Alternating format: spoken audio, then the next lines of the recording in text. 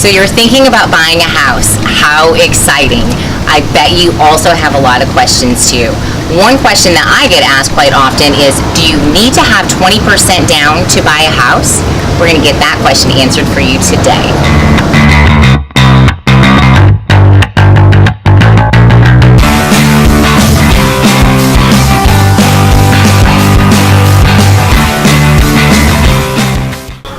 Hi, I'm Lindsay Porter, Realtor, team owner, Porter Realty Group.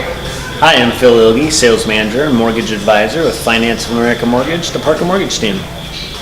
Hey Phil, I get asked this all the time. Do I need 20% down to go and buy a house? No, I hear that all the time as well. Yeah. People, for some reason, they got this in their mind that they need 20% down to buy a home, and you don't. I mean, there's lots of different loan programs that you can do 20% down, of course. You can do 5% down. You can do 3.5% down. There's some programs that allow for 3% down. And then in some cases, we have down payment assistance programs. There's even some veteran programs out there that allow for 100% financing. So there's lots of options. Wow, that's really great. So out of all of them that you just listed, are there some that are more common than others that you see people taking advantage of? I would say, yeah. I mean, there are a couple different that, the 3.5% down or the 5% down that are probably the most common that get utilized. But, when it comes down to it, it's really just trying to figure out what's going to best suit each person's needs and what they're looking to do. Sure.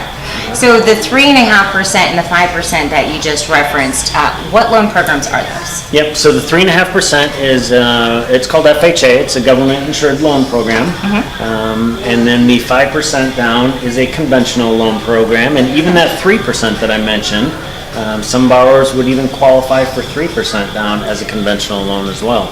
So is there pretty specific criteria that someone needs to meet in order to utilize one of those programs? Yeah, there are a lot of different things that we look at when trying to determine whether or not somebody's going to qualify for each of the different programs. Credit score obviously has a big impact in what somebody would qualify for. Sure.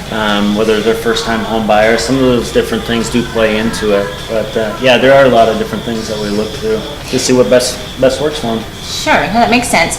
So what would the minimum credit score be for any of those programs? Yep, so FHA, we can actually go down as low as 580. Now,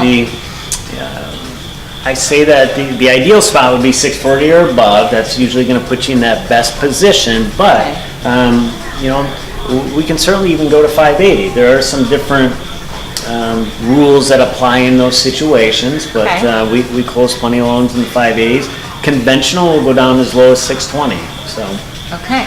So the higher credit score, you're most likely just going to get a better interest rate, right? It has a big impact on interest rate. It has a big impact on mortgage insurance if you're not putting that 20% down. So, but yeah, I mean, it definitely has a big impact on those things. And your credit score sometimes is going to dictate what's going to be the best path, whether we're going that government side or we're going to go on that conventional side, because there are costs that can play into that, the higher interest rates or higher mortgage insurance. And, like I said, it's kind of figuring out what's going to be the best program to suit your needs in your current situation. Yeah, that makes sense.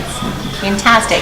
Thank you so very much for going and helping us get a little bit more information on the different types of loan programs, and that it is truly a myth. You don't necessarily need 20% down, that there's so many different options. Yep.